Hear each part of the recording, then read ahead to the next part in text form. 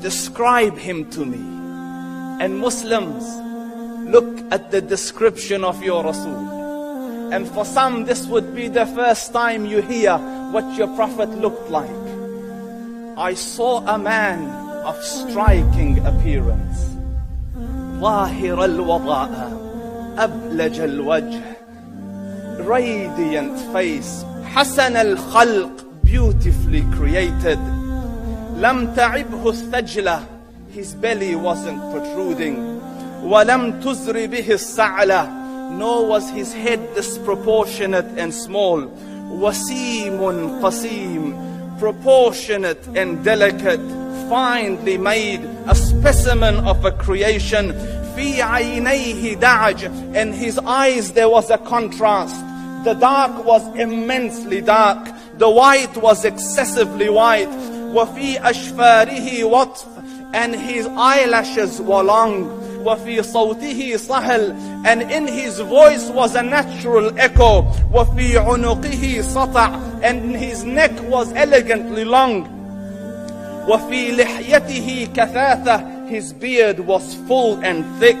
أزج أقرن, his eyebrows were arched, but they were not joint, it was separated. In summit فعليه الوقار, when he was silent, dignity covered him. وإن تكلم سماه وعلاه البهاء, and when he spoke, it was audible and clear, almost commanding and overtaking. أجمل الناس وأبهاهم من بعيد, from afar the most striking and outstanding in appearance. وأحسنهم وأجملهم من قريب, and when he came near, the best of them and the most handsome of them in closeness. حلو المنطق, such an exalted and sweet level of logic.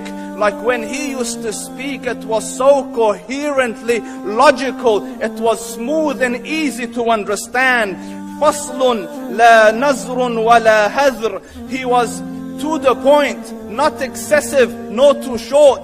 كأن منطقه خرزات نظم يتحدرن, his logic, his utterances, his words were like jewels coming out of a necklace, calculated, polished, one after the other, it would flow magically. ربعة, he was medium in height. Your eye didn't have to strain to look up at him, nor was it tedious to look down at him. He was a comfortable sight to look at. له رفقاء يحفون به, he had friends, the people that were with him, they were working around him to try to serve and protect him.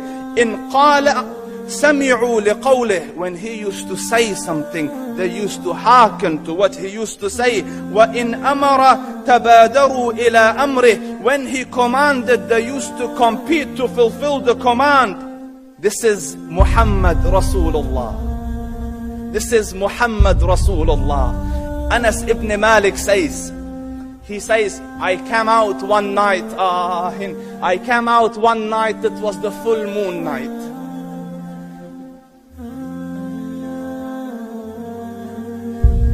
And I looked at the moon, and in the desert, understand, the moon is an awesome sight. It is smooth, it is radiant, it is clear, it is gentle compared to the scorching sun at which they are used to. So the moon was the epitome of beauty. So he says, I came out at a full moon night and I looked at the moon and I saw it, beautiful, handsome. So I said, let me go see if the moon is more handsome or my Prophet is more handsome. Let me see if that is more beautiful or the Prophet is more beautiful. So I went and I saw him standing afar. So I looked at his face and I looked at the moon, and I looked at his face, and I looked at the moon, and I looked at his face, and I looked at the moon, and he said, Wallahi, he was more handsome than the moon in its entirety. That is just the look of your Rasul.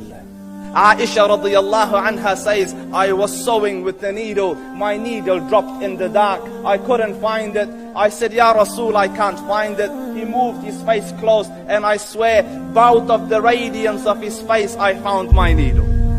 And the Prophet sallallahu alaihi wasallam was mind-bogglingly handsome. But his handsomeness was covered with waqar and jalal and hayba.